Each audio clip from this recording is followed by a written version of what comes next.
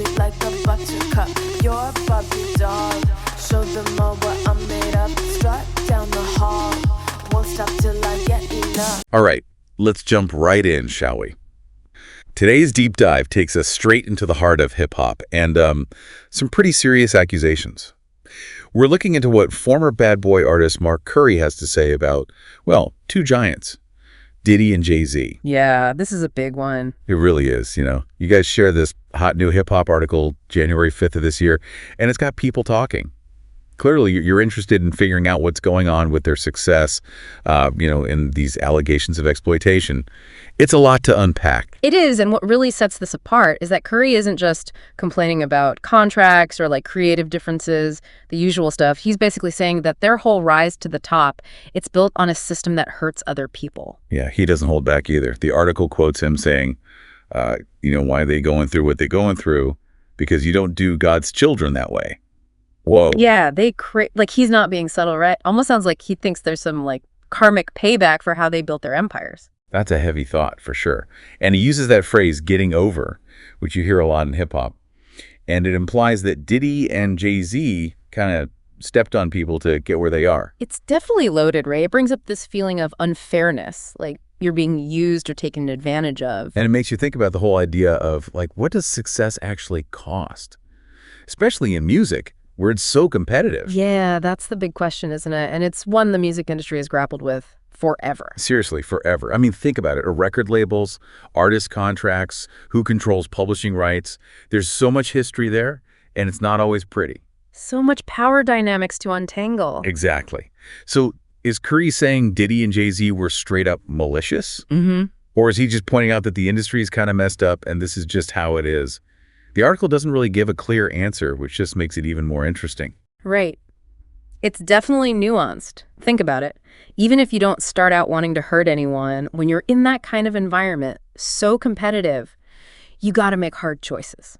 And sometimes those choices, well, they impact people negatively. Doesn't make it okay, but it adds another layer to consider. It's complicated. And then there's the fact that Curry and Diddy, they have a history. Right. The article mentions that. Yeah, Curry's made similar accusations before, so maybe there's some personal stuff mixed in with all of this.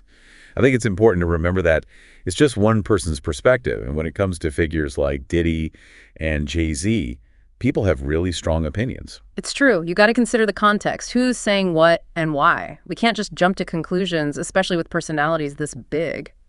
And speaking of strong opinions, the social media reaction to this article, let me tell you, it's all over the place. Huh. Some are all for Curry, some are defending Diddy and Jay-Z, and some are just adding fuel to the fire. It's wild. Well, that just shows you how hard it is to separate fact from opinion, right? These guys, they spark strong feelings, positive and negative, and everything they do gets put under a microscope. Absolutely. Like one commenter goes hard, says they're both finished. I don't know why people don't get it yet. Jay-Z will be locked up soon. Wow. Strong words. And then you get the complete opposite. Someone else wrote, grown men really want their hands held.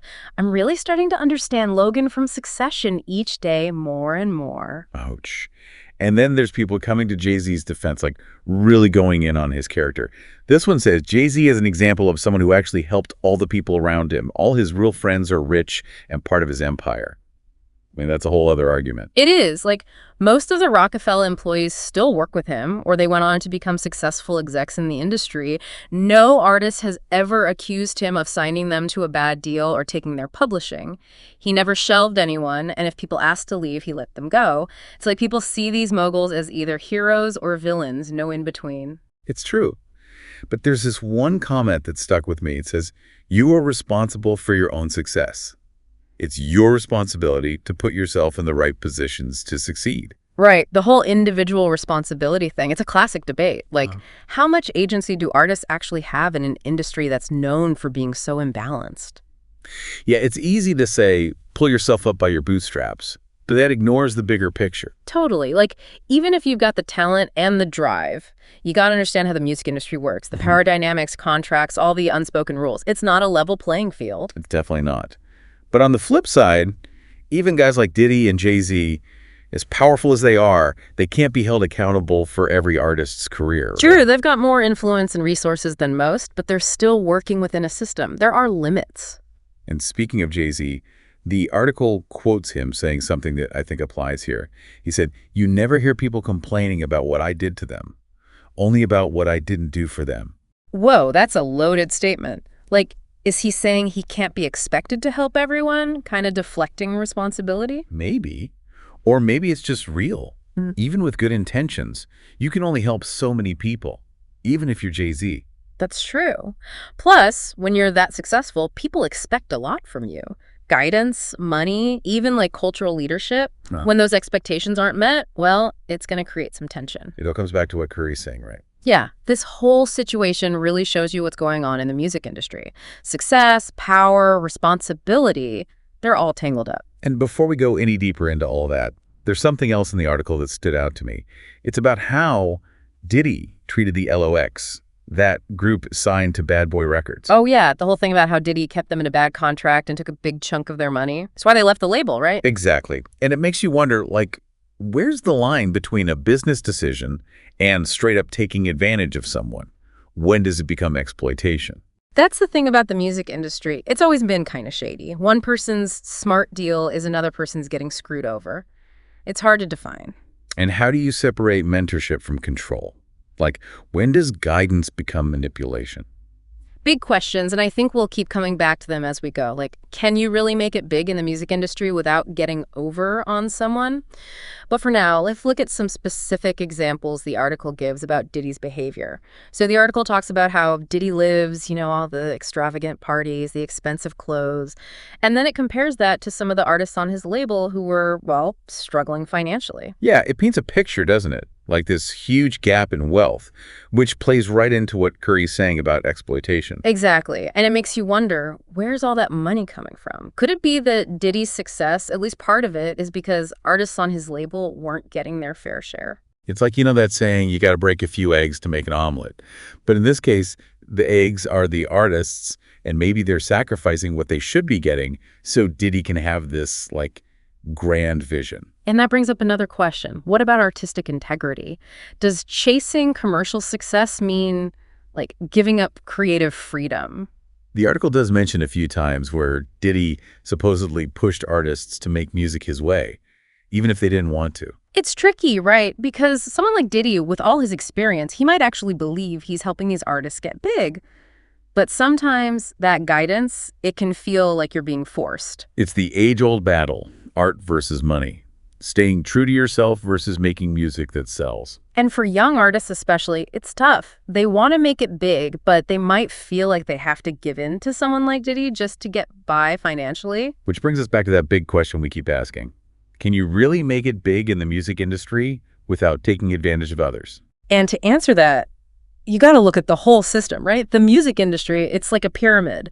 The people at the top, they call the shots. And if you're at the bottom, well, you might feel like you don't have a choice but to go along with it, even if it's not fair. So what can artists do? How do they navigate all of this and still look out for themselves? Knowledge is power. Learn the business side of music, inside and out.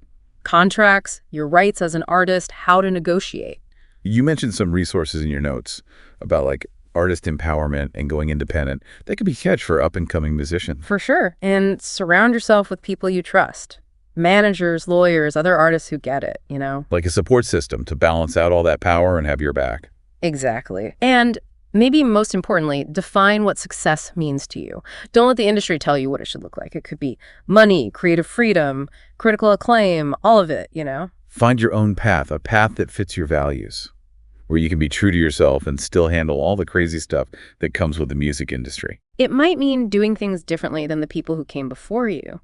Challenging the way things work, finding new ways to support each other, working together instead of always competing. It's like shifting the whole attitude from getting over to rising together. And for that to happen, it takes more than just one person. The whole system needs to change to create a fairer playing field for everyone. Okay, let's talk about Jay-Z now. Curry's mainly focused on Diddy, but he kind of implies that Jay-Z's benefited from the same system too. Right, and that's an interesting comparison. They're both hip-hop moguls, no doubt, but they built their empires differently. Diddy's all about the flash, the big personality, being hands-on with his artists. Jay-Z's more low-key, known for his business smarts. But they're both super successful, which makes you think, are their methods really that different, or are they just two sides of the same coin.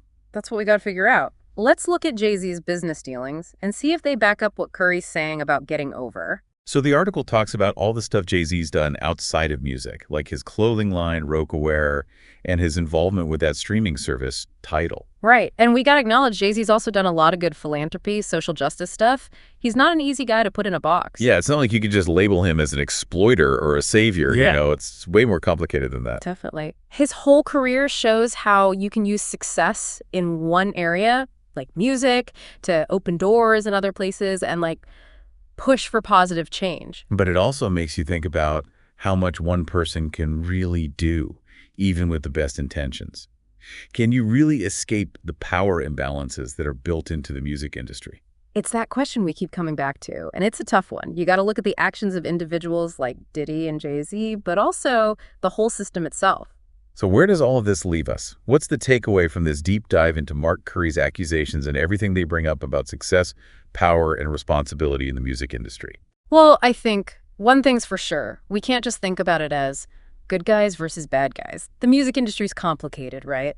It's all about ambition and inequality mixed together, and sometimes even good intentions can go wrong. It's about seeing the nuances, the gray areas, and understanding that any system where power and money are at the top is going to have problems. And it's about asking those tough questions, like who's benefiting from the way things are, who's getting left behind, and how do we create a music industry that's fairer for everyone? You know, share this article because you obviously care about what's going on in the music industry, and you're not alone. This is a conversation that's happening everywhere. Artists, fans, people in the industry, everyone's talking about it. And we need to keep talking, challenge the status quo, demand transparency, and hold the people in power accountable. And for anyone trying to make it in music, be aware of the traps, understand the power dynamics, and stand up for yourself. Exactly. Decide what success means to you, build your support system, and never forget you always have the right to say no to something that doesn't feel right. This deep dive wasn't just about Mark Curry and his accusations. It was about taking a good, hard look at the music industry and realizing that chasing success often means facing ethical choices and fighting against the system. And in the end, it's about all of us working together to build a music industry that's fair and sustainable, where artists can be successful without losing themselves. Thanks for joining us on this deep dive. Hope we gave you something to think about and maybe inspired you to keep asking those important questions. Sound the alarm. I'm coming up. We'll have a ball. I'm sweet like a buttercup. You're a Barbie doll. Show them all what I'm made of.